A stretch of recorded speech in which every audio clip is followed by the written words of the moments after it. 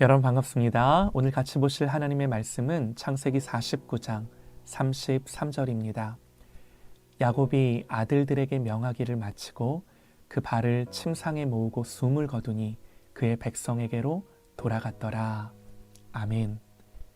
우리를 향한 하나님의 열심이라는 제목으로 하나님 말씀 듣겠습니다. 우리가 야곱의 인생을 통해 깨닫는 것이 뭔가? 그것은 우리를 인도하시고 이끄시는 하나님의 사랑과 열심입니다. 하나님의 열심이 야곱을 이기셨어요. 야곱의 인생을 보면요, 믿는 것 같으나 믿지 않는 자와 같은 삶 속에 빠져들어가기를 반복하면서 여전히 자신의 연약한 기질과 성품을 노년에 이르기까지 끌고 가는데요. 이것은 야곱뿐만 아니라 참으로 변하지 않는 저와 여러분의 모습인 거죠. 우리의 모습인 거죠. 그러나 시편의 말씀처럼 우리의 죄를 따라 우리를 처벌하지는 아니하시며 우리의 죄악을 따라 우리에게 그대로 갚지는 아니하셨으니, 만약 하나님이 우리의 잘못과 범죄와 행위를 따라서 우리를 다루신다면 여러분, 우리는 하나님의 진노와 심판을 견딜 수 없을 것입니다. 하나님은 그의 연약함을 아시고도 하나님의 사랑과 열심이 그런 그의 연약함을 지켜가시면서 하나님이 원하시는 자리까지 야곱을 이끌고 오신 것이에요. 하나님, 우리를 그렇게 인도하십니다. 그런데 우리가 야곱을 보면서 한 가지 주목할 것은 그 하나님의 사랑과 은혜가 때로는 징계로 표현이 돼요. 징계는 하나님의 진노와 심판과는 다릅니다. 성경은 하나님의 징계를 이렇게 표현합니다. 내 아들아, 주의 징계하심을 경히 여기지 말며 그의 꾸지람을 받을 때에 낙심하지 말라. 주께서 그 사랑하시는 자를 징계하시고 그가 받으시는 아들마다 채찍질 하심이라 하였으니 너희가 참음은 징계를 받기 위함이라. 하나님이 아들과 같이 너희를 대우하시나니 어찌 아버지가 징계하지 않는 아들이 있으리요. 징계는 다 받는 것이거늘 너희에게 없으면 사생자요 친아들이 아니니라. 여러분 보세요. 야곱은 라반에게 속아서 20년의 세월을 밧단 아람에서 보내야 했습니다. 아버지와 형을 속인 것에 대한 하나님의 징계다, 그렇게 말할 수 있어요. 징계는 단순히 잘못에 대한 처벌이 아닙니다. 고치시기 위해 하나님 매를 드시는 것이에요. 그러니까 야곱을 온전하게 만드시기 위한 하나님의 개입하심인 거죠. 또 숫곳에 와서 머물며 살 때는 그의 딸 디나가 강간당하는 그런 참담한 일을 경험하는데요. 이것은 베델로 올라가지 않고 숫곳에 머물며 산 것에 대한 하나님의 징계다, 우린 그렇게 말할 수 있습니다. 그리고 이후에 일어나는 일련의 죽음과 관련된 사건들인데요. 어머니 리브가와 유모 드보라의 죽음, 또 사랑하는 아내 라헬의 죽음, 그리고 이미 화해하고 바른 관계를 회복했던 아버지 이삭의 죽음이 야곱의 인생 속에 연달아 일어납니다. 죽음은요, 잃어버리는 것이고 상실하는 것입니다. 최고의 상실입니다. 인간이 막을 수 없어요. 이렇게 하나님은 야곱이 가장 사랑하는 사람들을 데려가시는데요. 물론 이런 일들을 우리는 다 징계라고 말할 수 없을지도 모릅니다. 그러나 한 가지 분명한 것은요, 사랑하는 야곱에게, 하나님이 당신이 사랑하는 야곱에게 이러한 상실과 아픔들을 허락하세요. 그리고 그 상실과 아픔에는 하나님의 목적과 계획이 있는 하나님의 선을 위한 일들이었음을 우리가 말씀을 통해 보게 되는데요. 야곱이 이런 상실과 아픔을 경험할 때, 이런 상실과 아픔이 몰려올 때 야곱은 어떠했는가? 그가 어떻게 반응을 했는가? 야곱은요, 이제 자기의 모든 사랑을 아들 요셉에게 붓기 시작합니다. 그러나 하나님은 요셉마저도 데려가셔요. 그리고 베냐민이 남죠.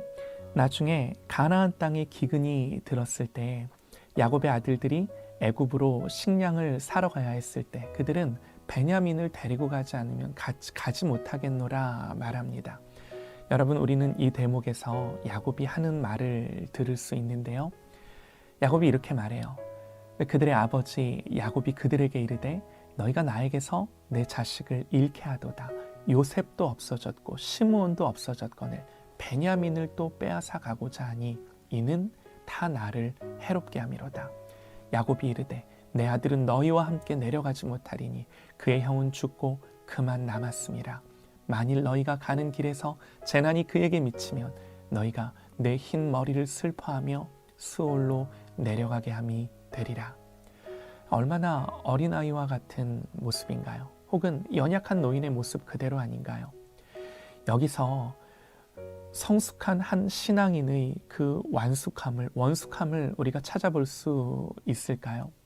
끝까지 자기의 소중히 여기는 것들을 붙들고 놓지 못하며 집착하는 연약한 모습인 거죠. 우리는 여기서 이런 질문을 할 수 있을 것 같아요. 도대체 하나님의 징계와 하나님의 진노의 차이가 뭔가? 하나님은 야곱에게 화가 나신 거 아닌가? 너무나 알아듣지 못하는 이 잘못을 반복하는 야곱에게 하나님은 화가 나셔서 그를 치시는 게 아닌가? 그래서 그에게 사랑하는 이들을 하나씩 데려가시는 거 아닌가? 하나님 혹시 나에게도 그렇게 행하시지 않는가? 그러나 여러분, 우리는요 절대로 그렇게 생각할 수 없습니다. 하나님의 징계와 하나님의 진노의 차이는요 나타나는 국면으로 보면 차이가 없다라고 생각할지도 모릅니다. 그러나 실상은 너무나도 분명한 차이가 존재하는데요. 그것은 우리가 하나님의 자녀인가 아닌가 하는 것이 그 결정적인 차이입니다. 무슨 말이냐면요. 하나님은 당신의 자녀들에게 절대로 진노하지 않으세요. 칭의는 하나님의 진노가 우리에게서 다 물러갔다라는 선언입니다. 하나님의 진노가 예수 그리스도에게 남김없이 부어짐으로 말미암아 우리를 향한 하나님의 진노는 다 끝난 거예요. 하나님의 자녀들에게 거저 주시는 은혜가 이것입니다. 그래서 하나님의 자녀에게 주실 하나님의 진노는 이제는 더 이상 존재하지 않습니다. 그러나 여러분, 하나님의 진노는 분명히 여전히 남아 있습니다. 누구에게 남아 있습니까? 예수 그리스도를 믿지 않고 하나님을 거부하는 모든 인생들을 향하여 하나님의 진노와 심판은 여전히 남아 있는 거예요. 이것이 성경의 선언입니다. 하나님의 백성 아닌 자들에게 남아 있습니다. 마지막 예수님 이 땅에 다시 오실 때에 그 심판 날에 다 부어질 것입니다. 그러므로 성경은 모든 인류에게 이렇게 선포합니다. 시편에서요. 그의 아들에게 입맞추라. 그렇지 아니하면 진노하심으로 너희가 길에서 망하리니 그의 진노가 급하심이라. 여호와께 피하는 모든 사람은 다 복이 있도다. 저와 여러분이 여호와께 피하는 자가 되실 수 있기를 소망합니다. 우리가 기도하고 중보하는 영혼들마다 여호와께로 피하는 은혜가 부어지기를 간절히 소망합니다. 여러분, 감사하게도요, 야곱의 인생이 그렇게 끝나지가 않아요. 야곱은 결국에는 이렇게 고백을 합니다. 전능하신 하나님께서 그 사람 앞에서 너희에게 은혜를 베푸사 그 사람으로 너희 다른 형제와 베냐민을 돌려보내게 하시기를 원하노라. 내가 자식을 잃게 되면 이르리로다. 결국 모든 사랑하는 이들을 하나씩 잃어버린 야곱은요, 이제 마지막으로 남은 소중한 아들 베냐민을 전능하신 하나님의 손에 자발적으로 맡기는 모습을 보여줍니다. 야곱의 삶은요, 그 출발부터 형 에서의 발을 움켜잡듯이 움켜잡는 삶이었어요. 그는요, 내려놓지 못하는 사람이었습니다. 그러나 이제 그는 처음으로 자발적으로 그리고 전능하신 하나님에 대한 믿음으로 자기의 마지막 사랑 베냐민마저도 내려놓는 거예요. 맡겨드리는 거예요. 올려드리는 거예요. 사랑하는 여러분, 우리 하나님은 야곱을 왜 이렇게 만드세요? 왜 이런 자리까지 야곱을 데리고 오시나요? 하나님 왜 야곱을 이렇게 만드시는 건가?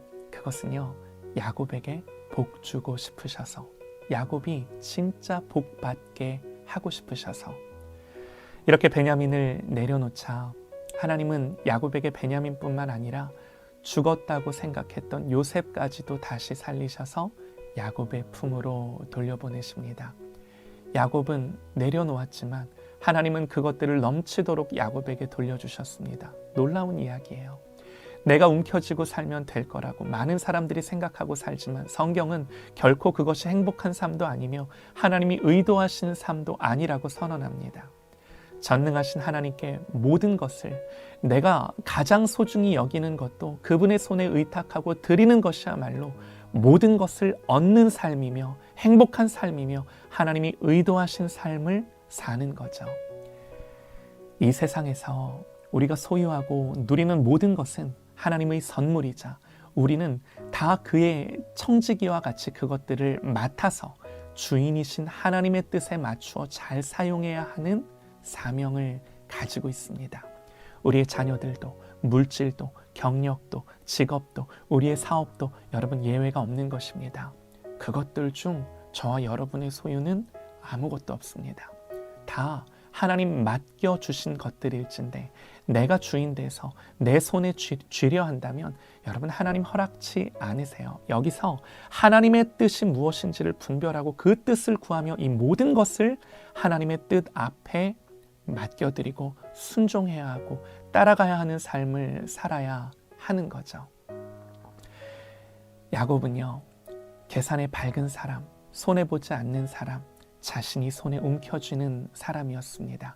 그러나 결국에는 그 모든 것을 하나님의 주권과 통치 앞에 내려놓습니다. 하나님의 열심이 야곱을 이기셨습니다. 우리 하나님은요, 우리에게 지지 않으세요. 여러분, 여기서 우리의 지혜가 뭔가요? 하나님 앞에 항복하는 것입니다. 하나님 앞에 빨리 엎드리는 것입니다. 하나님의 주권과 통치를 인정하는 것입니다. 오늘 말씀에서 야곱은 이제 정말 하나님 앞에 서게 됩니다. 야곱이 아들들에게 명하기를 마치고 그 발을 침상에 모으고 숨을 거두니 그의 백성에게로 돌아갔더라. 우리는 다 하나님 앞에 서게 될 것입니다. 하나님은 우리를 만드셔서 이 땅에 태어나게 하시고 살게 하셔서 다시 하나님 앞에 서게 하십니다.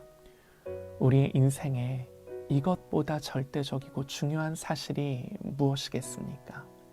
우리가 이 사실을 기억하면서 오늘을 주님과 동행함으로 하나님이 나를 빚으시고 만드시는 이 과정으로서의 인생을 살아가시는 저와 여러분 되시기를 간절히 소망합니다. 여기서 제일 중요한 게 뭐예요? 하나님 앞에 항복하는 거예요. 하나님 앞에 날마다 엎드리고 항복하는 저와 여러분 되시기를 간절히 소망합니다.